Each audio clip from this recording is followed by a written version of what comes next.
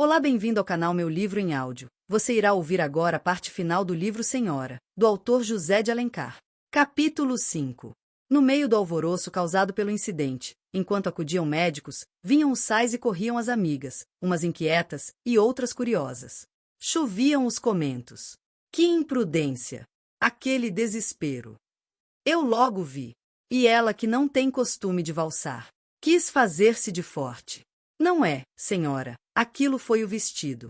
Não vê como acoxa a cintura. Ora, romantismos. Dizia Lísia com um muxoxo, e acrescentou para Adelaide. Acredita no desmaio? Pensa que foi fingimento? Requebros com o marido. Queria que ele a carregasse no meio da sala. E à vista de todos. Gosta de mostrar que o Seixas a adora e derrete-se por ela. Pudera não. Uma boneca de 1000 contos. Nesse tema continuou a menina, que tinha balda muito comum de falar. Como um realejo, pensando que assim abismava os outros com o espírito. Gasoso, quando ao contrário aguava o que a natureza lhe dera. Entretanto Seixas tinha conduzido a mulher ao toucador e deitara o belo corpo desmaiado em um sofá. Estava inquieto, mas não aflito. No transportar, a moça havia sentido o calor de sua epiderme e o pulsar do coração. Não. Passava o acidente de ligeira síncope. Com efeito, antes que a inundassem de éter ou álcali e que lhe desatacassem a cintura, Aurélia abriu os olhos e arredou com gesto as pessoas que se apinhavam junto ao sofá. Não é nada, uma tonteira, já passou. O médico que tomava-lhe o pulso confirmou, limitando-se a recomendar. Além do repouso, o desafogo do vestido para respirar melhor. Não é preciso, basta que me deixem espaço, respondeu Aurélia. Retiraram-se todas as senhoras e voltaram à sala. De Firmina demorou-se com a intenção de não deixar a moça, mas esta pediu-lhe que a substituísse. Nas funções de dona da casa. Fernando fica. Vá para a sala e faça continuar a dança. Estou boa. Não tenho nada. Se constrangerem-se, é que me incomodam. Cismarei que estou doente. De Firmina riu-se, inclinou-se para beijar a moça na testa e voltou à sala. Ao aproximar-se da porta, viu alguns curiosos que espiavam para dentro, e cerrou as duas bandas, fechando-as com a aldrava. Aurélia ficará deitada no sofá, de costas, na posição inclinada em que Seixas a colocará sobre as almofadas. Quando De Firmina afastou-se, ela cerrara outra vez as pálpebras e engolfou-se no sonho delicioso a que a tinham arrancado. Sua mão tateou hesitando pela borda do sofá e encontrou a de Seixas, que estava sentado junto dela e contemplava a formosa mulher, ainda mais bela nesse langue líquio do que em suas deslumbrantes irradiações. Eu caí na sala? Murmurou Aurélia sem abrir os olhos e corando de leve. Não, respondeu Seixas. Quem segurou-me? Podia eu confiá-la a outro? Disse Fernando. Os dedos da moça responderam apertando a mão do marido. Quando vi que tinha desmaiado, tomei-a nos braços e trouxe-a para aqui. Para onde? Para seu toucador. Não conhece? Não me lembro. Seixas calou-se. Aurélia permaneceu na mesma imobilidade, com a mão do marido presa na sua, que às vezes recebendo uma ligeira vibração contraía-se. Nisto bateram discretamente à porta. Seixas fez movimento de erguer-se para ver quem era, mas Aurélia, ao fugir-lhe a mão que tinha na sua, ergueu-se em pé de um jato e, lançando os 2 braços ao colo do marido, curvou-o. Sob esse jugo irresistível, Seixas foi obrigado a sentar-se outra vez, e Aurélia deixando-se cair. Também sentada sobre o sofá, o retinha fechado na mimosa cadeia, enquanto dardejava à porta o olhar colérico, erigindo o busto com a retração da serpe, que enrista-se para o bote. Que se passava nesse momento no espírito da moça exaltada pelas comoções dessa noite?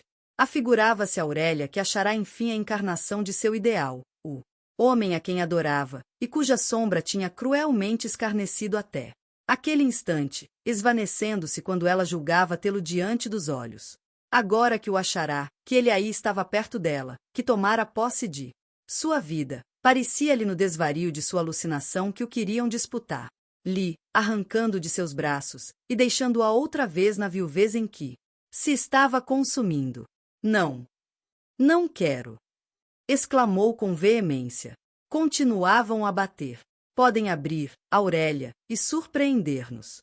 Estas palavras do marido, ou antes o receio que as ditava, provocaram em Aurélia um assomo ainda mais impetuoso. Que me importa a mim a opinião dessa gente? Que me importa esse mundo que separou-nos? Eu o desprezo, mas não consentirei que me roube meu marido, não. Tu me pertences, Fernando, és meu só, comprei-te. Sim, comprei-te muito caro. Fernando erguera-se como impelido por violenta distensão de uma mola, e tão alheio de si que não ouviu o fim da frase. Pois foi ao preço de minhas lágrimas e das ilusões de minha vida, concluiu a moça, que ao movimento de Seixas soerguera-se também suspensa, pela cadeia com que lhe cingia o pescoço. Seixas dominara o ímpeto que o precipitava, e conseguiu afogá-lo no escárnio, que é uma válvula para essas grandes comoções da alma. Sentou-se de novo, e murmurou ao ouvido da mulher, que o inundava com seu olhar. O lenço? O lenço. Repetiu a moça maquinalmente. E apanhando seu lenço de rendas que jazia sobre o sofá, olhou-o como se buscasse nele explicação daquela singular pergunta do marido. Súbito estremeceu com abalo tão forte, que a levantou em pé, soberba, de ira e indignação. Não se desmancharam só o anel de seus cabelos, que se cacheavam em torno da cerviz com a mesma correção, não se amarrotara nenhum dos folhos de seu traje vaporoso, e todavia quem contemplasse Aurélia nesse momento acreditaria na desordem do lindo vestuário, tal era a exacerbação que perspirava de toda sua pessoa. A aurora serena dessa beleza, ainda pouco dourada dos níveos raios de luz coada pelo cristal fosco, transformará-se de repente na tarde incendiada pelos sinistros clarões da borrasca. A estrela fizera-se relâmpago, o anjo despira as asas celestes, e vestir o fulgor lucífero. Aurélia soltou uma gargalhada. Tem razão. É o único amor que pode haver entre nós. A mão da moça que machucava convulsivamente o lenço, ergueu-se para arremessá-lo a Seixas, com as palavras de desprezo que acabava de proferir. Mas foi apenas um simulacro. A meio do gesto a mão retraíra-se com energia. Se fosse possível que eu decaísse de minha virtude, e até da minha altivez, havia um homem a quem não me rebaixaria jamais. De todas as indignidades, a maior seria a profanação do único amor de minha vida. Com o sibilo da voz da moça ao soltar estas frases, misturou-se o esgarço das rendas do lenço que ela acabava de despedaçar, aproximando então as tiras do gás que ardia em uma arandela ao lado do espelho do toucador, comunicou-lhes a chama e deixou-as consumirem-se sobre o mármore. Haverá quem acuse Seixas de ter, no momento em que a mulher lhe fazia confissão de seu amor e lhe oferecia um perdão espontâneo, proferido, aquela palavra que envolvia um insulto cruel. Ele próprio, que pouco antes não achava uma expressão bastante eloquente para sua revolta, ali estava agora arrependido, com os olhos compassivos, fitos na mulher, que abria uma janela, e encostava-se à sacada para banhar-se na brisa e na treva da noite. E não só arrependia-se. Pela primeira vez duvidava disso a que ele chamava sua honra. Na mesma noite, em que Aurélia lhe infligira a atroz humilhação desse consórcio monstruoso do sarcasmo com a vergonha, Seixas considerou-se impossível para semelhante mulher. Não poderia amá-la nunca mais, e ainda menos aceitar seu amor. Até o momento da revelação afrontosa, seu procedimento podia ser repreensível ante uma moral severa, mas não ia além de um casamento de conveniência, coisa banal e frequente, que tinha não somente a tolerância, como a consagração da sociedade. Desde, porém, que esse casamento de conveniência fora convertido em um mercado positivo, ele julgava uma infâmia para si, envolver sua alma e afundá-la nessa transação torpe.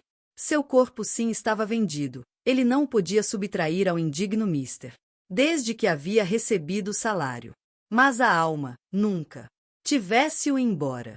Essa mulher na conta de um especulador sem escrúpulos, ele sentia que a honra não o abandonara, e que se outrora ia se embotando, esse acidente lhe restituíra o vigor. Foi este o pensamento, que Seixas, sob a impressão das suspeitas relativas ao Abreu, enunciou de um modo vago a Aurélia no diálogo que travara com ela no princípio da noite. Veio, porém, a valsa, e ele, subjugado pela beleza da mulher, e por sua prodigiosa fascinação, esqueceu todos os protestos de dignidade, só viveu na adoração do ídolo, a que não o conseguirá arrancar sua apostasia. O desmaio arrefeceu a exaltação do amante. sentado à cabeceira do sofá, onde Aurélia se conservava deitada, com os olhos cerrados, apertando-lhe a mão por intermitentes pulsações dos dedos, ela não se pôde esquivar a uma reflexão que o reclamava. Aquela vertigem súbita na circunstância em que se dera, e tão prontamente dissipada, seria uma afetação? Não estaria a moça representando uma cena da comédia matrimonial que a divertia? Seixas, apesar da revolução que nele se havia operado nos últimos 6 meses, ainda não gastara de todos seus hábitos de homem de sociedade, para quem a vida é uma série de etiquetas e cerimônias, regradas pelo uso. A rotina da sala não conhece os movimentos impetuosos e desordenados das paixões. Ali tudo se faz com regra e medida. Uma menina que desde os 7 anos se habitua a entregar os lábios às carícias dos amigos da casa. Recebe o seu primeiro beijo de amor com pudor gracioso, mas sereno. E o homem que sugara tantas bocas travessas, como se fossem os cálices de cristal rosa onde libava goles de moscatel, esse homem que tivera em seus braços, calmas e risonhas, tantas namoradas, podia compreender que a ponta da asa de um ósculo, pois não fora outra coisa, causasse um desmaio? Aurélia tinha em suas relações com o marido, especialmente nos instantes de animação, gestos e atitudes de uma grande expressão dramática. Esses movimentos naturais não eram senão acenos das paixões e sentimentos de sua alma, pareciam artísticos porque revestiam-se de uma suprema elegância. Seixas, admirando-os como poeta, suspeitava-os de teatrais. Por isso, entrou a desconfiança de que Aurélia preparava-lhe com todos aqueles rendimentos uma nova humilhação, igual, se não maior, do que a da noite do baile, naquele mesmo toucador. Foi nessa disposição de espírito que penetrou-o como a lâmina de um estilete, a frase comprei-o bem caro, que o lábio de Aurélia vibrava com viva entonação. Não ouviu mais nada, fez em sua consciência um imenso deserto que enchia a só ideia do mercado aviltante. O pensamento que o dominara antes da valsa, e que um enlevo passageiro havia sopitado, ressurgiu. Ele refugiou-se no sarcasmo, que desde o casamento era um derivativo. As sublevações de sua cólera. Sem intenção de injúria, somente como acerba ironia, soltou a palavra de que se arrependera. Entretanto Aurélia na janela derramava a vista pelo azul da atmosfera, onde se recortava o perfil das montanhas. Uma nebulosa vislumbrava o seu vago lampejo. A moça ficou olhando-o um instante, e cuidou ver o rasto de sua alma, que subia ao céu. O ar da noite deve fazer-lhe mal, sobretudo agitada como está, disse Fernando timidamente. Julgando que a moça não ouvirá, aproximou-se e repetiu sua observação. Engana-se. Estou calma, perfeitamente calma, disse a moça, e para exibir a prova de sua afirmação deixou a sacada, e expôs-se à claridade do gás. Tinha no semblante, e em todo o aspecto, a inalterável serenidade de que sabia revestir-se, quando queria conter e domar os impulsos da paixão. Fernando deu um passo e ia talvez pedir-lhe perdão, quando a porta abriu-se. A pessoa que batera antes, como não lhe abrissem, insistiu, mas desta vez resolveu-se a levantar a aldrava. Era de Firmina, que vinha saber notícias da moça. Bravo, já de pé e pronta para dançar, respondeu Aurélia rindo-se. Aproximou-se do Psichê, compôs as ligeiras perturbações de seu traje. Anelou um cacho dos cabelos, consertou os fofos da saia, e tomou o braço do marido para entrar na sala. Não faça imprudências, Aurélia, disse de Firmina. Não tenha susto. Agora estou preservada. A viúva não entendeu. Aurélia, afastando-se, atirou em voz rápida esta advertência ao marido, cuja fisionomia conservava os traços das comoções. Por que passará? Sejamos desgraçados, mas não ridículos.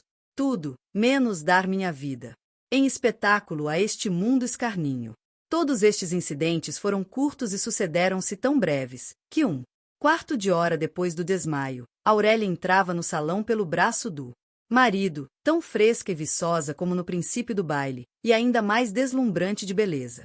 Seus convidados ao vê-la caminharam a seu encontro, mas não puderam apresentar-lhe suas felicitações, porque a orquestra despejava o mesmo turbilhão da valsa de Strauss, e Aurélia volteava a sala com o marido. Que loucura! Foi a voz que se ouviu de todos os cantos. Seixas quisera demovê-la, mas ela o emudecera com uma palavra. É a reparação que o senhor me deve. Valsaram tanto tempo quanto da primeira vez, e o mínimo alvoroço não. Agitou esses dois corações, que ainda há pouco se confundiam na mesma pulsação, e agora batiam isolados e cadentes, apenas agitados pelo movimento. Como ponteiros de relógios. Havia entre ambos um oceano de gelo.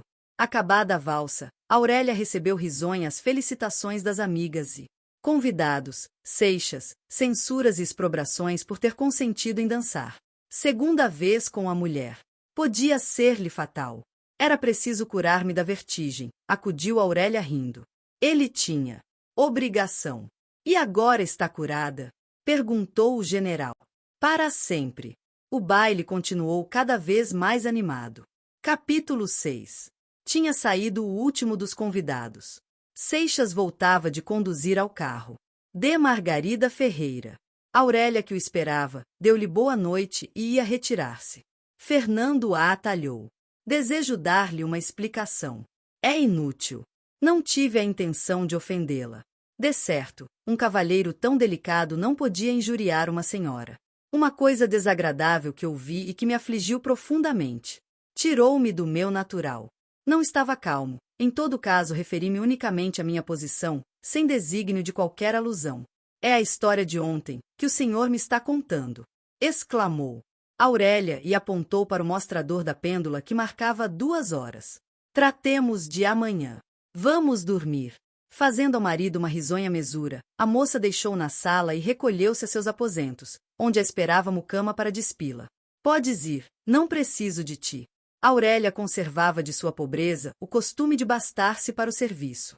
De sua pessoa, como não gostava de entregar seu corpo a mãos alheias, nem consentia que outros olhos que não os seus lhe devassassem o natural recato. Poupava sempre que podia mucama, a qual já não estranhava esse modo. Fechada a porta por dentro, a moça em um instante operou a sua metamorfose. O traje de baile ficou sobre o tapete, defronte do espelho, como as asas da borboleta que finou-se no seio da flor. Surgiu dali, daquele desmoronamento de sedas, a casta menina envolta em seu alvo roupão de cambraia. Sentou-se no sofá onde estivera poucas horas antes com Seixas, e ficou pensativa. Até que levantou-se para ir correr a cortina ao quadro e acender a arandela próxima. Esteve contemplando o retrato e falou-lhe, como se tivesse diante de si, o homem, de que via a imagem. Tu me amas! Exclamou cheia de júbilo. Negues embora, eu o conheço. Eu o vejo em ti, e sinto em mim. Um homem de fina educação, como és. Só insulta a mulher quando a ama e com paixão. Tu me insultaste, porque o meu amor era mais forte que tu, porque aniquilava a tua natureza, e fez do cavalheiro que és, um déspota feroz. Não te desculpes, não. Não foste tu, foi o ciúme, que é um sentimento grosseiro e brutal. Eu bem o conheço. Tu me amas. Ainda podemos ser felizes. Então havemos de viver a dobro, para descontar esses dias que desvivemos. A gentil senhora apoiou-se à moldura do quadro, e outra vez ficou pensativa. E por que não podemos ser felizes desde este momento? Ele está ali, pensando em mim, talvez me espera. Basta-me abrir aquela porta. Virá.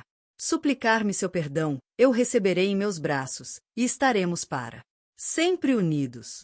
Um sorriso divino iluminou a formosa mulher. Ela desceu do estrado e atravessou a câmara de dormir, com o passo trêmulo, mas afoito, e as faces a arderem. Chegou à porta, afastou o reposteiro azul, aplicou o ouvido, sorriu, murmurou baixinho o nome do marido, recordou as notas apaixonadas com que a sols cantava a área da favorita. Mio Fernando. Afinal procurou a chave. Não estava na fechadura. Ela própria a havia tirado e guardara na gaveta de sua escrivaninha de Arariba rosa. Voltou impaciente para procurá-la. Quando sua mão tocou o aço, a impressão fria do metal produziu-lhe um arrepio. Rejeitou a chave e fechou a gaveta. Não. É cedo. É preciso que ele me ame bastante para vencer-me a mim, e não só para se deixar vencer. Eu posso, não o duvido mais, eu posso. No momento em que me aprouver, trazê-lo aqui, a meus pés, suplicante, ébrio, de amor, subjugado ao meu aceno. Eu posso obrigá-lo a sacrificar-me tudo, a sua dignidade, os seus brios, os últimos escrúpulos de sua consciência. Mas no outro dia ambos acordaríamos desse horrível pesadelo, eu para desprezá-lo, ele para odiar-me. Então é que nunca mais nos perdoaríamos, eu a ele, o meu amor profanado, ele a mim, o seu caráter abatido. Então é que principiaria a eterna separação. Depois de breve pausa, continuou falando outra vez ao retrato. Quando ele convencer-me do seu amor e arrancar de meu coração a última raiz desta dúvida atroz, que o dilacera, quando nele encontrar-te a ti, o meu ideal, o soberano de meu amor, quando tu e ele fores um, e que eu não vos possa distinguir nem no meu afeto, nem nas minhas recordações, nesse dia, eu lhe pertenço. Não, que já lhe pertenço agora e sempre, desde que o amei. Nesse dia tomará posse de minha alma, e a fará sua. Afastando-se, a moça levava ainda o pensamento de seu amor que subiu ao céu na primeira frase da prece da noite. Concedei, meu Deus, que seja breve, dizia ela cruzando as mãos, de joelhos no escabelo, e com os olhos em um crucifixo de prata e ébano. Terminada a prece, Aurélia fechou o gás, deixando apenas no toucador uma lamparina, cujos frouxos vislumbres esclareciam o rosto do retrato. De sua cama, onde se acabava de aninhar como uma rola, entre os finos lençóis de Irlanda, com a cabeça no travesseiro, ela via pela porta aberta, lá, no toucador, a imagem querida, e com os olhos nela adormeceu, passando, como costumava, de um sonho a outro, ou antes continuando o mesmo e único sonho, que era toda a sua vida. Os choques dessas duas almas, que uma fatalidade prendera, para arrojá-las uma contra a outra, produziam sempre afastamento e frieza durante algum tempo. A remissão foi mais sensível e duradoura depois da noite do baile, porque também a crise fora mais violenta. Durante estas pausas, Aurélia observava o marido e assistia comovida à transformação que se fora operando naquele caráter, outrora frágil, mundano e volúbil, a quem uma salutar influência restituía gradualmente a sua natureza generosa. Ela adivinhava ou antes via que sua lembrança enchia a vida do marido e a ocupava toda.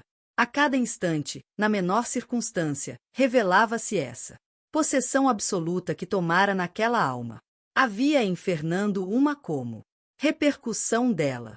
Sabia que a atenção do marido nunca deixava de todo, embora solicitassem assuntos da maior importância, ou pessoas de consideração.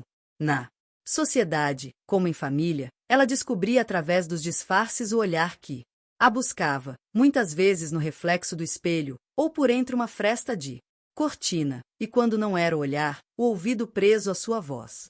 As flores que Seixas regava eram as hortênsias, suas prediletas, dela, Aurélia. Quando aproximava-se do viveiro, os canários mimosos da senhora mereciam todas as suas carícias.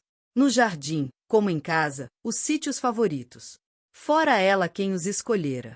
Aurélia não gostava de Byron, embora o admirasse. Seu poeta querido era Shakespeare, em quem achava não o simples cantor, mas o sublime escultor da paixão. Muitas vezes aconteceu-lhe pensar que ela podia ser uma heroína dessa grande epopeia da mulher, escrita pelo imortal poeta. No dia do casamento, sua imaginação exaltada chegou a sonhar uma morte semelhante à de Desdémona. Seixas renegara o poeta de seus antigos devaneios, para afeiçoar-se ao trágico inglês, que ele outrora achava monstruoso e ridículo. Lia os mesmo livros que ela, os pensamentos de ambos encontravam-se nas páginas que um já tinha percorrido, e confundiam. Aplaudiam reciprocamente ou censuravam. Poucas mulheres possuíam, como Aurélia, esposo tão dedicado, preso à sua vida. Seixas não estava ausente senão o tempo do emprego, o resto do dia passavam em sua companhia, na intimidade doméstica, ou nas visitas e reuniões. Desde os primeiros dias, no seu propósito de passiva obediência, o marido se impusera a tarefa de lhe dar uma conta minuciosa das horas passadas fora de casa, dos acidentes da viagem, dos encontros que fizera, e até dos trabalhos da secretaria. Aquilo que não passava de uma ironia do marido, veio a tornar-se um costume, e ela que a princípio incomodara-se com a fingida subserviência. Não pôde mais tarde dispensar essa confidência, que lhe restituía a pequena fração da existência de Seixas, vivida longe de si. Mas não era unicamente a possessão dela pelo amor, que se operara em Seixas, era também a assimilação do caráter. Como todas as almas que se regeneram, a de Seixas exercia sobre si mesma uma disciplina rigorosa. Tinha severidades que em outras circunstâncias haviam de parecer ridículas.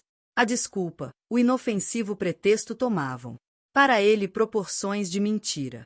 A amabilidade constante e geral era hipocrisia. Os indiferentes não tinham direito senão à polidez, e não podiam usurpar os privilégios da amizade.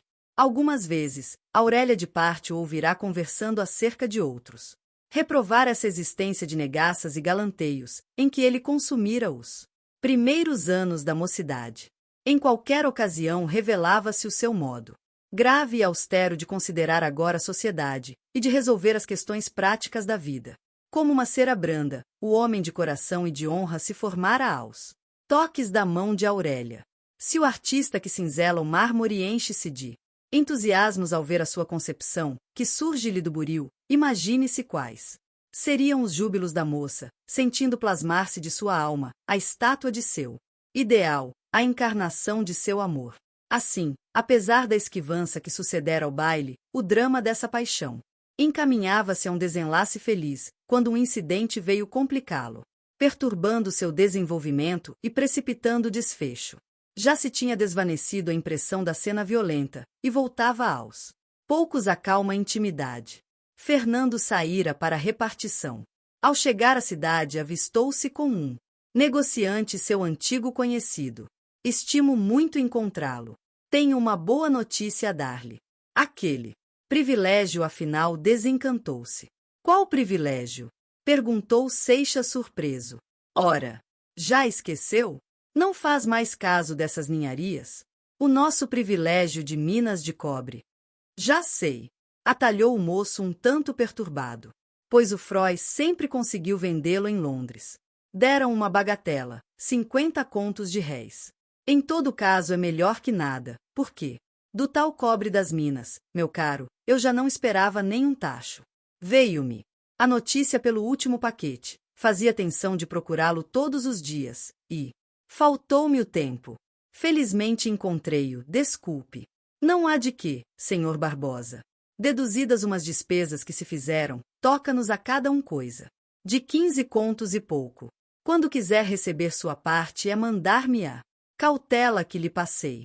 A cautela? Aposto que a vendeu. Não, devo tê-la em casa. Pois à vista dela. Passar bem. Despediu-se o Barbosa, e Seixas continuou seu caminho, mas distraído e perplexo. A notícia dada pelo negociante sugeria-lhe várias e encontradas reflexões. Aquele privilégio era um póstumo da antiga existência, que findara-se com o seu casamento. Começara a desenvolver-se a febre das empresas, um espertalhão teve a ideia da exploração de umas minas de cobre de São Paulo, e para obter a concessão lembrou-se de associar à especulação um negociante que fornecesse os fundos, e um empregado que abrisse os canais administrativos. Seixas achava-se em relações com Frois, e veio a ser o empregado escolhido. A seu pedido, o requerimento subiu ao ministro, como um balão, cheio do gás de pomposas informações. O despacho não se demorou. O oficial de gabinete o alcançara fumando um charuto com seu ministro, e dando-lhe os mais amplos esclarecimentos, não sobre a projetada empresa, mas sobre uma bela mulher, por quem a excelência se apaixonara. Concedido o privilégio, tratou Frois de negociá-lo, muito esperançoso de obter pelo menos uns 300 contos. Mas essas esperanças mofaram, e os 3 associados chegaram a acreditar que suas minas de cobre em papel valiam menos de que o tacho velho, pelo qual os carcamanos sempre dão uma meia pataca. Seixas não pensou mais nisso, e desde então ficou na ignorância das tentativas do Frois e de seus cálculos de probabilidade, até receber nesse momento a notícia da venda do privilégio, que lhe trazia de repente e inesperadamente um lucro de 15 contos. O primeiro e o mais vivo movimento que em Seixas produziu a notícia foi de alegria pelo ganho dessa quantia que tinha para ele um preço incalculável. Assaltou-o, porém, certo desgosto, pela origem daquele dinheiro. A intervenção de um empregado público nestes negócios, se outrora lhe parecerá lícita, já não era apreciada por ele com a mesma tolerância. Quaisquer, porém, que fossem seus escrúpulos, ele carecia desse dinheiro. E julgava-se com direito de empregá-lo em serviço de tamanho alcance, como era aquele a que o destinava, salva mais tarde a restituição da quantia por um meio indireto, para descargo desses escrúpulos de consciência. Tomada esta resolução, sobreveio-lhe um receio acerca da cautela passada pelo negociante como capitalista da empresa. Não recordava-se de ter visto o papel desde muito tempo, talvez 3 anos. Onde andaria? Na queima que fizera em vésperas de casar-se, teria sido poupada essa inutilidade. Grande importância devia Seixas ligar a esse negócio, pois estando já a trabalhar na repartição, interrompeu sua rigorosa assiduidade. Meteu-se em um tílburi e correu à casa esperando achar-se de volta em 1 hora. Capítulo 7. Deviam ser 11 horas, quando Tílburi chegou a Laranjeiras. Seixas, embora não pensasse em ocultar-se, desejava para não despertar a curiosidade. Que em casa se não a percebessem de sua volta. Mandou parar o Tílburi a alguma distância, e subiu sem rumor a escada particular que levava a seus aposentos. A porta do gabinete estava fechada interiormente, e ele esquecera essa manhã de levar a chave. Foi obrigado, portanto, a dar a volta pela saleta. Aquela hora Aurélia e de Firmina costumavam estar no interior. Passaria sem que o vissem. Estranhou achar a porta da saleta cerrada, embora não fechada com o trinco. Supus que, não estando presa ao rodapé pelo ferrolho, o vento a tivesse encostado. Empurrou-a devagar e entrou, para estacar na soleira pálido e estupefato. No sofá colocado ao longo da parede, que lhe ficava à esquerda, viu Aurélia sentada, e conversando de um modo animado e instante com Eduardo. Abreu, que ocupava a cadeira próxima, e tinha a cabeça baixa. Erguendo os olhos sem animar-se a fitá-los na moça, deu o mancebo com o vulto transtornado de Seixas em pé na porta, a encará-lo, e levantou-se por um impulso irresistível. Foi então que Aurélia avistou o marido, cuja presença imprevista e semblante demudado a perturbaram, mas rápido, quase imperceptivelmente. Com a segurança que tinha de si, prontamente recobrou-se. Pode entrar, Fernando, disse ela a sorrir. Não quero perturbá-los, respondeu Seixas, desprendendo a custo a voz dos lábios secos. O negócio é urgente, tornou ela, mas pode bem suportar a demora de alguns minutos. Sente-se, senhor Abreu. Seixas dera alguns passos automaticamente pela sala adentro. Não foi hoje a repartição? Perguntou Aurélia para disfarçar a confusão. Dos dois, o marido e o hóspede.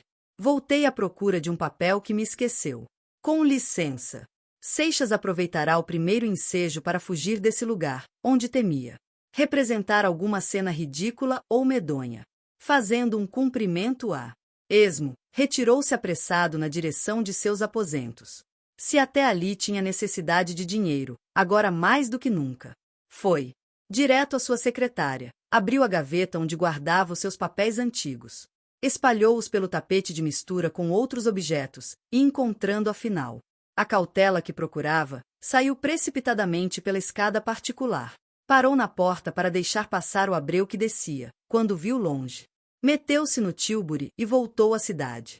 Aurélia, logo que o marido retirou-se, estendeu a mão a Abreu dizendo-lhe: não tenho direito de recusar, e espero que não me prive desta satisfação. Adeus, seja feliz. O mancebo apertou comovido a mão gentil que lhe era oferecida com tanta sinceridade, e balbuciando expressões de reconhecimento, despediu-se. Apenas ele desapareceu na escada, Aurélia dirigiu-se ao gabinete do marido. Bateu à porta, e chamou-o. Não recebendo resposta, entrou. A primeira coisa que viu foi a gaveta da secretária escancarada, e a ruma de papéis atirada sobre o pavimento. A moça certificou-se que Seixas não estava em casa, adivinhou que saíra pela escada particular cuja porta fechará levando a chave. Lançando um olhar aos papéis esparsos e resistindo à ânsia de conhecer aquelas relíquias de um passado que não lhe pertencia, encaminhava-se à porta para sair. Eis que descobriu entre maços de cartas um trabalho de tapeçaria. Apanhou-o para examinar, com simples curiosidade artística. Era uma fita de marcar folha de livro. Tinha bordado a fio de ouro, de um lado a palavra Amor. Do outro lado, em semicírculo, o nome Rodrigues de Seixas. No centro do qual estava o monograma composto de um F e um A entrelaçados. Esta prenda de Adelaide Amaral, e alusão ao próximo casamento feita. Na comunidade do apelido, não diziam novidade a Aurélia. Ela sabia coisas, talvez mais pungentes para seu amor, porém o tempo já as tinha expungido da memória. Eram a cicatriz que essa lembrança crua veio reabrir e ulcerar. Todo aquele passado doloroso, de que mal começava a desprender-se, surgiu de novo ante ela, como um espectro implacável. Curtiu novamente. Em uma hora que ali esteve imóvel todas as aflições e angústias que havia sofrido durante 2 anos. Esta fita escarlate queimava-lhe os olhos e os dedos como uma lâmina em brasa, e ela não tinha forças para retirar a vista. E a mão das letras de ouro e púrpura, que entrelaçavam com o nome de seu marido, o nome de outra mulher. Afinal, prorrompeu a indignação. A seda rangiu entre as mãozinhas crispadas, que debalde tentaram espedaçá-la. Não conseguindo seu intento, a moça levou à boca a fita, num soberbo ímpeto de cólera, cortou com os dentes os fios que teciam as letras, e dilacerou a prenda de sua rival. Atirou então de si com asco os fragmentos, mas em lugar onde não escapassem à vista do marido, e foi encerrar-se em seu toucador. Seixas entrou à hora habitual. De ordinário passava pela saleta, onde sempre encontrava a mulher, que já vestida para a tarde, vinha esperá-lo. Trocavam algumas palavras, depois do que ele ia ao seu quarto preparar-se para o jantar. Nesse dia subiu pela escada particular. Já estava senhor de si, mas quis evitar o encontro, naturalmente porque necessitava daqueles momentos. Efetivamente, logo que chegou ao gabinete, sem dar-se ao trabalho de apanhar os papéis que jaziam pelo chão, nem aperceber-se dos fragmentos da fita que estavam em cima da secretária, abriu uma gaveta de segredo. Tirou um livrinho de notas, de que extraiu alguns algarismos. Sobre estes, começou uma série de cálculos e operações que o absorveram até o momento de chamá-lo o criado para jantar. Aurélia não podia ocultar sua irritação. Crivou o marido de remoques e epigramas. Nem a inofensiva de Firmina escapou a essa veia sarcástica, mas o alvo principal foi Adelaide, sobre quem choveram as alusões. Seixas mostrou-se indiferente às provocações. Deixou passar os motejos, sem redarguir, mas sua fisionomia desdenhosa e sobranceira opunha à exacerbação da moça fria e surda resistência que ainda mais a irritava. O orgulho contrariado de Aurélia cerava o gume às suas armas, para abater aquela atitude de ameaça que a afrontava, mas não o conseguiu. As lutas constantes tinham acabado por aguerrir o caráter de Fernando e afinar-lhe a têmpera.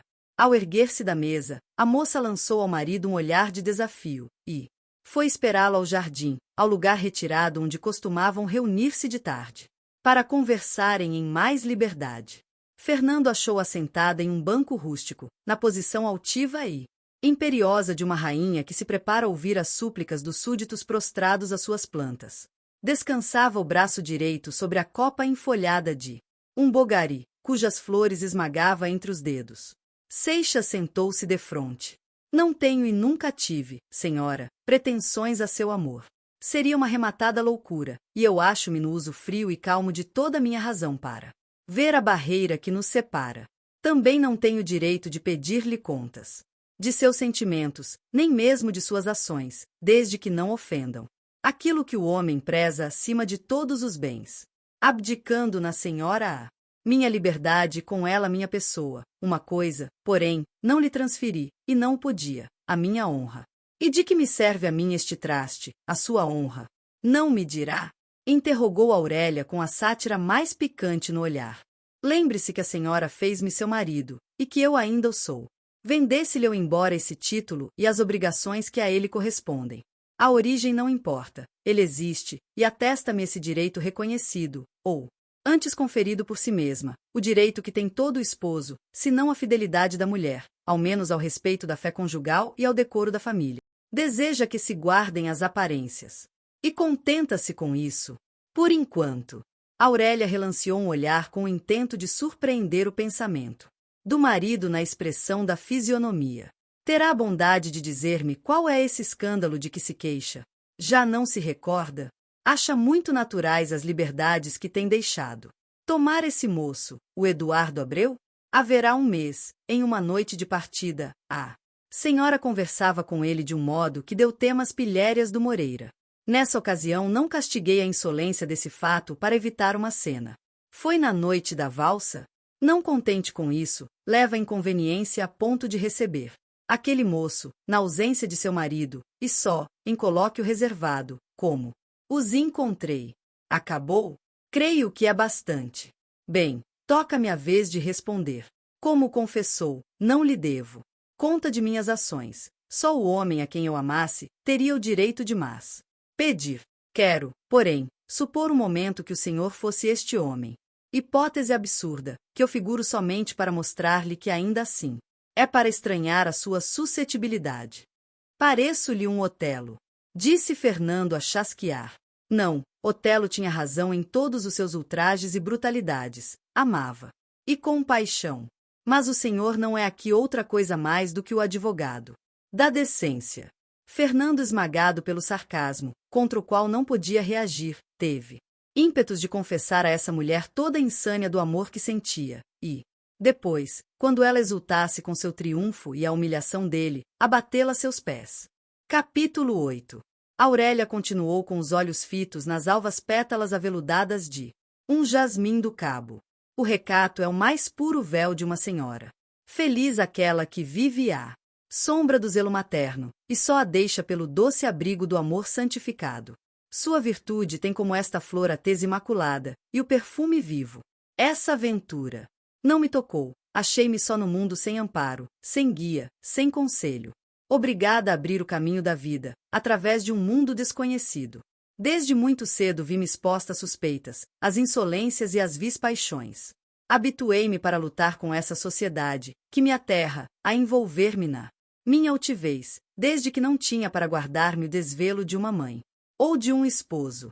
A expressão tocante e melancólica da moça ao proferir estas palavras comoveu Seixas, que já não se lembrava de seus ressentimentos.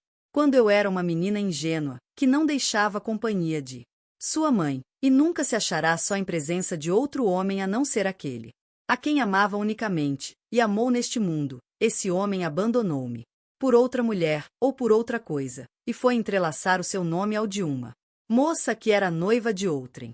Mais tarde, encontrando-me só no mundo, acompanhada por uma parenta velha, mãe de aparato e amiga oficiosa, que ainda mais só me tornava, fazendo às vezes de um reposteiro, esse homem desabusado, casou-se comigo sem a menor repugnância. A moça fitou os olhos no marido. Confesse que os escrúpulos desse senhor e o seu pânico do escândalo vêm tarde e fora de tempo. Esses escrúpulos nascem da posição atual. Outro engano seu. Essa posição é um encargo, e não um direito. O senhor falou-me em sua honra. Penso eu que a honra é um estímulo do coração. Que resta dela a quem alienou o seu? Se o senhor tem uma honra e eu acredito, essa me pertence, e eu posso usar e abusar dela como me aprouver.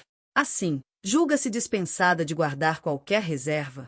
Para o senhor e para o mundo julgo-me dispensada de tudo, nada lhes devo. O que me dão são apenas as homenagens à riqueza, e elas paga com luxo e a dissipação. Sou senhora de mim, e pretendo gozar da minha independência sem outras restrições, além do meu capricho. Foi o único bem que me ficou do naufrágio de minha vida, este ao menos hei de defendê-lo contra o mundo. Agradeço-lhe ter me desiludido a tempo.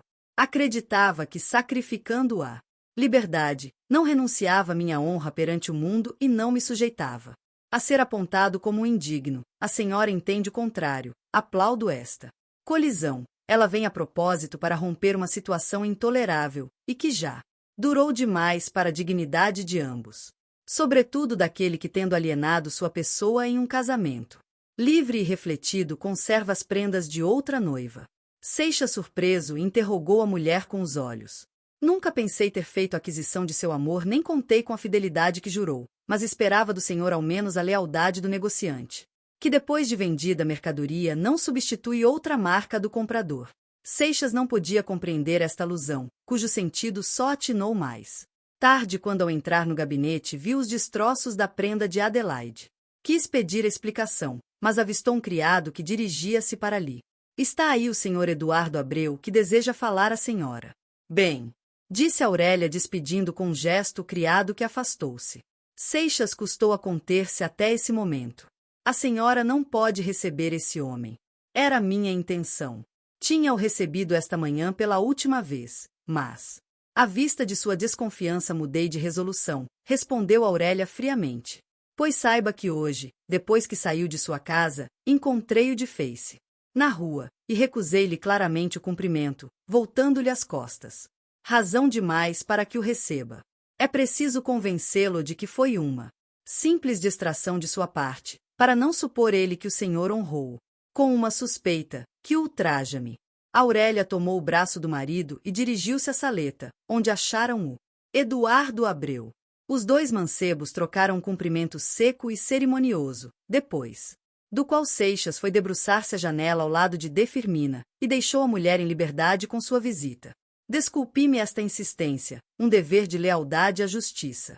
Hoje, tive de repelir a um leviano certa insinuação vil, e logo depois encontrando o senhor Seixas percebi diferença notável em seu tratamento. Alguma preocupação.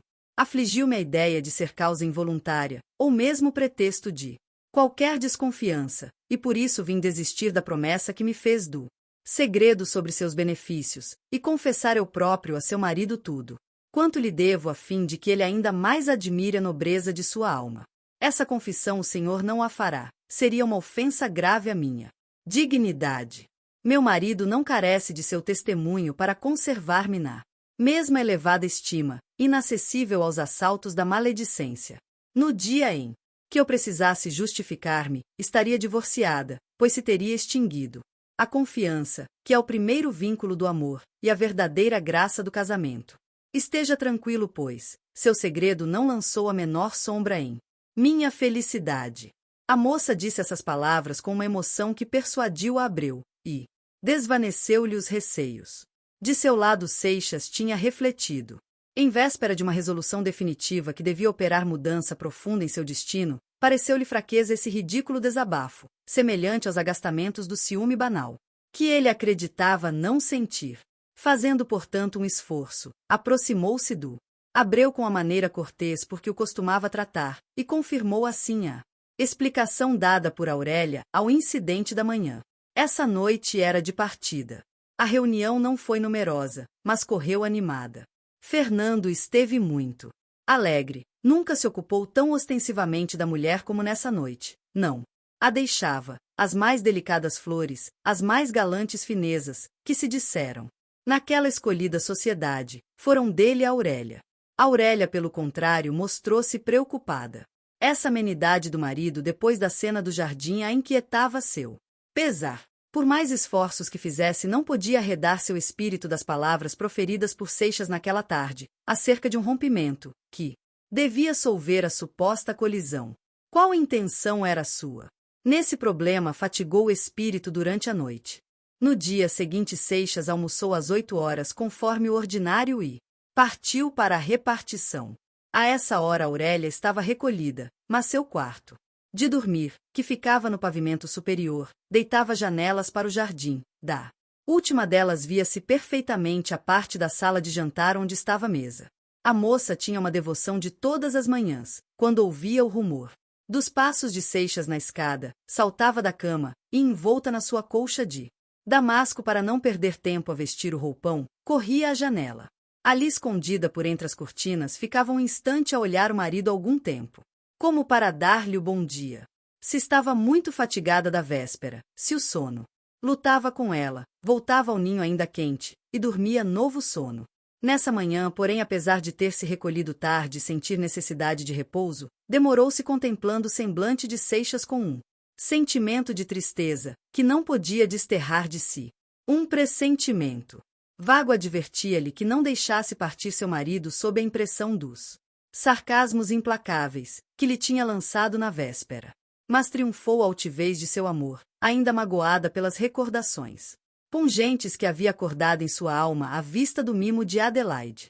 Seixas saiu, e ela, para disfarçar a impaciência, logo depois do almoço, Meteu-se no carro com D. Firmina e foi gastar o tempo na Rua do Ouvidor, por casa das modistas e das amigas. Procurava nas novidades parisienses, nas tentações do luxo, um atrativo que lhe cativasse o pensamento e o arrancasse as suas inquietações. Conseguiu atordoar-se até 4 horas em que chegou à casa. Seixas não estava, o que era extraordinário. Não havia exemplo de ter excedido dessa hora. Aurélia disfarçou para não mostrar seu desassossego a D. Firmina e aos criados. Recolheu-se a seus aposentos para mudar o vestuário, mas encostou-se ao portal da janela, com os olhos no caminho. Às 5 horas veio a mucama chamá-la. A senhora não vem jantar? Está na mesa. Quem mandou deitar? São 5 horas. E o senhor? Disse ao José para prevenir a senhora que talvez não voltasse hoje. Se não muito tarde. Quando falou o senhor com José? Esta manhã, na cidade. E não disse a razão por que se demorava? Não sei, eu vou chamá-lo. O José interrogado nada adiantou, de modo que Aurélia permaneceu na mesma inquietação, mas para não dá-la a perceber a D. Firmina, atribuiu a ausência do marido à conferência que ele devia ter com o ministro acerca de trabalhos importantes da repartição. Quando sentavam-se à mesa, abriu-se a porta e entrou Seixas. A surpresa deu tempo a Aurélia para dominar o primeiro impulso de sua alegria, que logo arrefeceu ante a fisionomia de Seixas. Ele trazia na expressão rígida e grave do rosto o cunho de uma resolução inflexível. Entretanto, não apartou-se da natural polidez. Desculpou-se delicadamente com a mulher pela demora. Precisava concluir um negócio urgente, que lhe comunicarei. E concluiu? Felizmente. Perguntei, para saber se devia esperá-lo amanhã. Agora creio que não há de esperar mais por mim, tornou Seixas com um sorriso fugaz. Aurélia viu o sorriso, e sentiu a modulação especial da voz. Terminado o jantar, quando seguiam ambos pelos meandros recortados na grama, Seixas disse à mulher: desejo falar-lhe em particular. Vamos sentar-nos então, disse Aurélia indicando o sítio onde habitualmente passavam as tardes. Aqui no jardim, não, prefiro um lugar mais reservado, onde não venham interromper-nos. No meu toucador? Serve. Ou no seu gabinete? No seu toucador, é melhor. Já? Perguntou Aurélia simulando indiferença. Não, basta a noite, e se não lhe incomoda, depois do chá, antes de recolher-se. Como quiser, disse Aurélia abrindo as folhas das violetas, a cata de uma flor. Seixas tomou o regador da moça, guardado com os outros utensílios de jardinagem em um ninho rústico praticado no muro, e entreteve-se a regar os tabuleiros de margaridas e os vasos de hortênsias. Uma vez na volta do repuxo onde fora buscar água, ao passar perto de Aurélia, a moça perguntou-lhe distraidamente, como se não tivessem interrompido o diálogo: é sobre o negócio de que falou-me? Justamente. Seixas ficou parado em frente de Aurélia, supondo que ela ia fazer-lhe nova pergunta, enquanto a moça esperava uma explicação, que não queria pedir diretamente. Vendo que o marido calava-se, voltou de novo às violetas, e ele continuou em sua ocupação. Capítulo 9. Eram 10 horas da noite. Aurélia, que se havia retirado mais cedo da saleta, trocando com o marido um olhar de inteligência, estava nesse momento em seu toucador, sentada em frente à elegante escrivaninha de araribá cor-de-rosa, com relevos de bronze dourado a fogo. A moça trazia nessa ocasião um roupão de cetim verde cerrado cintura por um cordão de fios de ouro. Era o mesmo da noite do casamento, e que, desde então, ela nunca mais usará. Por uma espécie de superstição lembrará-se de vesti-lo de novo, nessa hora na qual, a crer em seus pressentimentos, iam decidir-se afinal o seu destino e a sua vida. A moça reclinara a fronte sobre a mão direita, cujo braço nu, apoiado na mesa, surgia de entre os rofos de cambraia que frocavam a manga do roupão. Estava absorta em uma profunda cisma, da qual a arrancou o tímpano da pêndula soando as horas.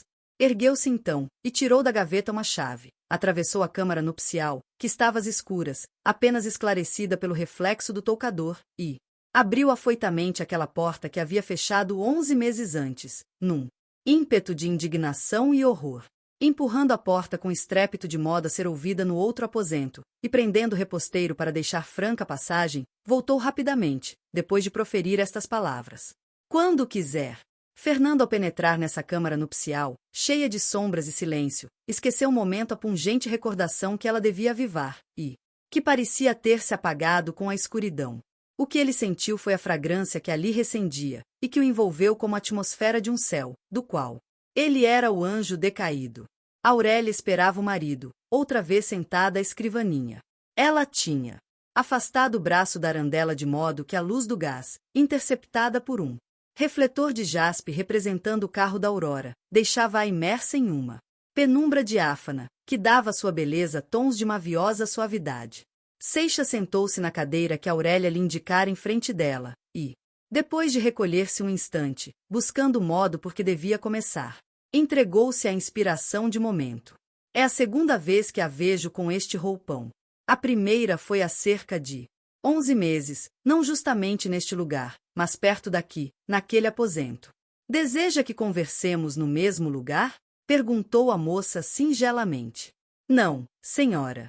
Este lugar é mais próprio para o assunto que vamos tratar. Lembrei aquela circunstância unicamente pela coincidência de representá-la a meus olhos, tal como a vi naquela noite, de modo que parece continuar uma entrevista suspensa. Recorda-se de tudo. Eu supunha haver feito uma coisa muito vulgar que o mundo tem admitido com o nome de casamento de conveniência. A senhora desenganou-me, definiu a minha posição com a maior clareza, mostrou que realizará uma transação mercantil, e exibiu seu título de compra, que naturalmente ainda conserva. É a minha maior riqueza, disse a moça com um tom que não se podia distinguir se era de ironia ou de emoção. Seixas agradeceu com uma inclinação de cabeça e prosseguiu. Se eu tivesse naquele momento os 20 contos de réis, que havia recebido de seu tutor, por adiantamento de dote, a questão resolvia-se de si mesma. Desfazia-se o equívoco, restituía-lhe seu dinheiro, recuperava minha palavra, e separávamo-nos como fazem dois contratantes de boa-fé, que, reconhecendo seu engano, desobrigam-se mutuamente. Seixas parou, como se aguardasse uma contradição, que não apareceu. Aurélia recostada na cadeira de braço com as pálpebras a meio cerradas. Ouvia, brincando, com um punhal de madrepérola que servia para cortar papel. Mas os 20 contos, eu já os não possuía naquela ocasião, nem tinha onde havê-los. Em tais circunstâncias restavam duas alternativas: trair a obrigação estipulada, tornar-me um caloteiro, ou respeitar a fé do contrato e cumprir minha palavra. Apesar do conceito que lhe mereço, faça-me a justiça de acreditar que a primeira dessas alternativas, eu não a formulei senão para a repelir. O homem que se vende pode depreciar-se, mas dispõe do que lhe pertence. Aquele que depois de vendido subtrai-se ao dono rouba o alheio. Dessa infâmia isentei-me eu, aceitando o fato consumado que já não podia conjurar, e submetendo-me lealmente, com o maior escrúpulo, à vontade que eu reconhecera como lei, e a qual me alienara. Invoco sua consciência por mais severa que se mostre a meu respeito, estou certo que não me negará uma virtude, a fidelidade à minha palavra. Não, senhor, cumpriu-a como um cavalheiro. É o que desejei ouvir de sua boca antes de informá-la do motivo desta conferência. A quantia que me faltava há 11 meses, na noite de seu casamento, eu a possuo finalmente. Tenho-a comigo, trago-a aqui nesta carteira. E com ela venho negociar o meu resgate. Estas palavras romperam dos lábios de Seixas com uma impetuosidade que ele dificilmente pôde conter. Como se elas lhe desoprimissem o peito de um peso grande, respirou vivamente, apertando com movimento sôfrego a carteira que tirara do bolso. Se não estivesse tão preocupado com sua própria comoção, notaria de certo a percussão íntima que sofrerá Aurélia, cujo talhe reclinado sobre o descanso da cadeira brandiu como a lâmina de uma mola de aço. No sobressalto que a agitou, levará à boca a folha de madrepérola, na qual os lindos dentes rangeram. Ao abrir a carteira, Seixas suspendeu o gesto. Antes de concluir a negociação, devo revelar-lhe a origem deste dinheiro, para desvanecer qualquer suspeita de o ter eu obtido por seu crédito. E como o seu marido? Não, senhora, adquiriu por mim exclusivamente, e para maior tranquilidade de minha consciência provém de data anterior ao nosso Casamento. Cerca de 6 contos representam um produto de meus ordenados e das joias e trastes, que apurei logo depois do cativeiro, pensando já na minha redenção. Ainda tinha muito que esperar e talvez me faltaria resignação para ir ao cabo, se Deus não abreviasse este martírio, fazendo um milagre em meu favor. Era sócio de um privilégio concedido há 4 anos, e do qual já nem me lembrava. Anteontem, à mesma hora em que a senhora me submetia à mais dura de todas as provas, o céu me enviava um socorro imprevisto para quebrar enfim este jugo vergonhoso. Recebi a notícia da venda do privilégio, que me trouxe um lucro de mais de 15 contos. Aqui estão as provas. Aurélia recebeu da mão de Seixas vários papéis e correu os olhos por eles.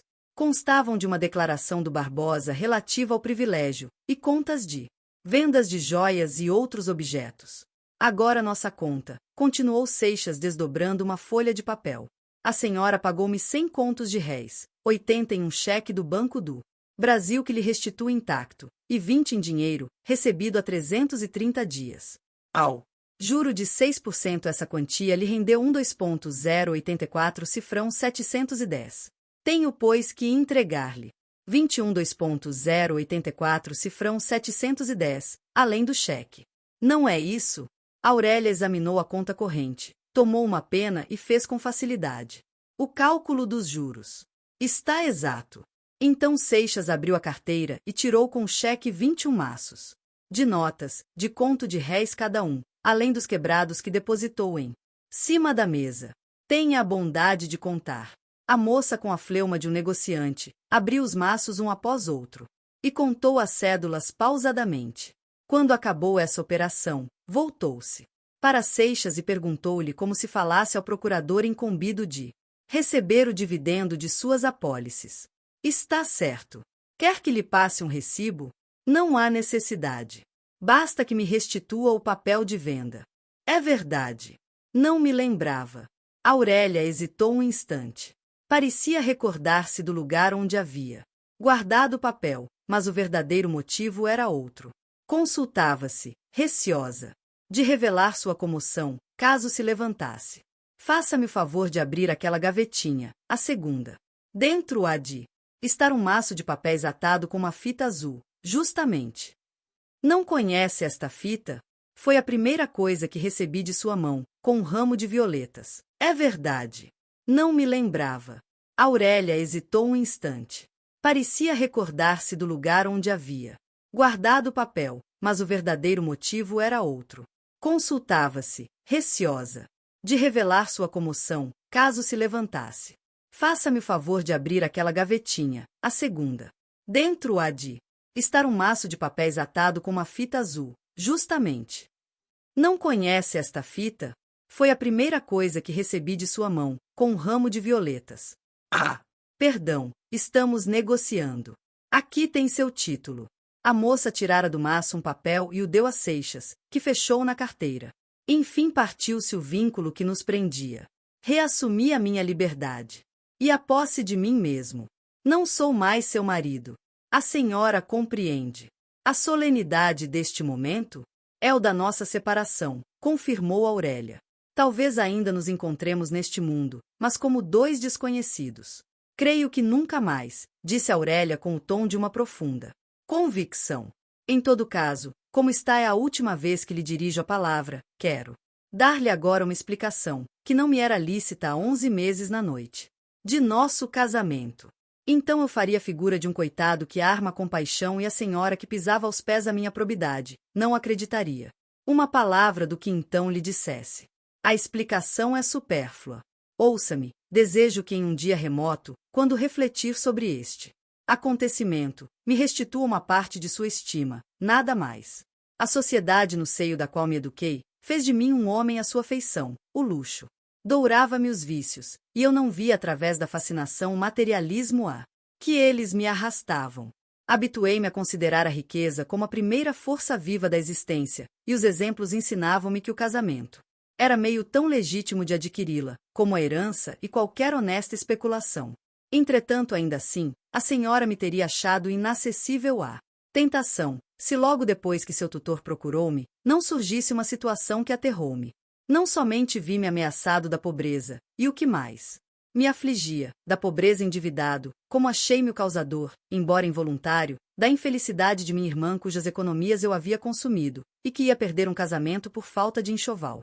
Ao mesmo tempo, minha mãe, privada dos módicos recursos que meu pai lhe deixará, e de que eu tinha disposto imprevidentemente pensando que os poderia refazer mais tarde. Tudo isto abateu-me. Não me defendo, eu devia resistir e lutar, nada justifica a abdicação da dignidade. Hoje saberia afrontar a adversidade e ser homem. Naquele tempo não era mais do que um ator de sala. Sucumbi. Mas a senhora regenerou-me e o instrumento foi esse dinheiro. Eu lhe agradeço. Aurélia ouviu imóvel. Seixas concluiu. Eis o que pretendia dizer-lhe antes de separarmo-nos para sempre. Também eu desejo que não leve de mim uma suspeita injusta. Como sua mulher, não me defenderia, desde porém que já não somos nada um para o outro. Tenho direito de reclamar o respeito devido a uma senhora.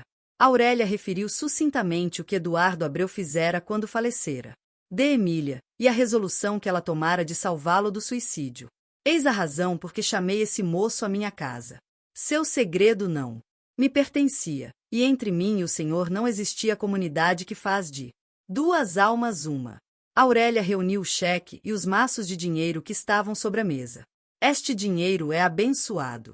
Diz o Senhor que ele o regenerou, e acaba de o restituir muito a propósito para realizar um pensamento de caridade e servir a outra regeneração. A moça abriu uma gaveta da escrivaninha e guardou nela os valores. Depois do que bateu o tímpano, a mucama apareceu. Permita-me, disse Aurélia e voltou-se para dar em voz baixa uma ordem à escrava. Esta acendeu gás nas arandelas da câmara nupcial e retirou-se, enquanto Aurélia dizia ao marido, mostrando o aposento iluminado: Não quero que erre o caminho. Agora não há perigo. Agora? Repetiu a moça com um olhar que perturbou Seixas. Houve uma pausa. Talvez a senhora, para evitar a curiosidade pública, deseje um pretexto? Para quê? A viagem à Europa seria o melhor. O paquete deve partir nestes 15 dias. Uma prescrição médica tudo explicará, a separação e a urgência. Mas, tarde quando venham a saber, já não causará surpresa. Aurélia deixou perceber ligeira comoção. Entretanto, foi com a voz firme que respondeu: Desde que uma coisa se tem de fazer, o melhor é que se faça logo e sem evasivas. Fernando ergueu-se de pronto. Neste caso, receba as minhas despedidas. Aurélia, de seu lado, erguera-se também para cortejar o marido. Adeus, senhora. Acredite. Sem cumprimentos. Atalhou a moça. Que poderíamos dizer um ao outro que já não fosse pensado por ambos? Tem razão. Seixas recuou um passo até o meio do aposento, e fez uma profunda cortesia, a qual Aurélia respondeu. Depois atravessou lentamente a câmara nupcial agora iluminada. Quando erguia o reposteiro, ouviu a voz da mulher. Um instante. Disse Aurélia. Chamou-me. O passado está extinto. Estes 11 meses, não fomos nós que os vivemos, mas aqueles que se acabam de separar, e para sempre. Não sou mais sua mulher, o senhor já não é meu marido. Somos dois estranhos. Não é verdade? Seixas confirmou com a cabeça. Pois bem, agora ajoelho meu a teus pés, Fernando, e suplico-te que aceites meu amor, este amor que nunca deixou de ser teu, ainda quando mais cruelmente ofendia-te. A moça travara das mãos de Seixas e o levará arrebatadamente ao mesmo lugar onde cerca de um ano antes ela infligira ao mancebo ajoelhado a seus pés a cruel afronta. Aquela que te humilhou, aqui a tens abatida, no mesmo lugar onde ultrajou-te, nas iras de sua paixão. Aqui a tens implorando seu perdão e feliz, porque te adora, como o senhor de sua alma. Seixas ergueu nos braços a formosa mulher, que ajoelhara a seus pés. Os lábios de ambos se uniam já em férvido beijo, quando o pensamento funesto perpassou no espírito do marido. Ele afastou de si com um gesto grave a linda cabeça de Aurélia, iluminada por uma aurora de amor, e fitou nela o olhar repassado de profunda tristeza. Não, Aurélia. Tua riqueza separou-nos para sempre. A moça desprendeu-se dos braços do marido, correu ao toucador e trouxe Um papel lacrado que entregou a Seixas. O que é isto, Aurélia? Meu testamento. Ela despedaçou o lacre e deu a ler a Seixas o papel. Era efetivamente um testamento em que ela confessava o imenso amor que tinha ao marido e o instituía seu universal herdeiro. Eu escrevi logo depois de nosso casamento. Pensei que morresse. Naquela noite, disse Aurélia com um gesto sublime. Seixas contemplava-a com os olhos rasos de lágrimas. Esta riqueza causa-te horror? Pois faz-me viver, meu Fernando. É o meio de a repelires.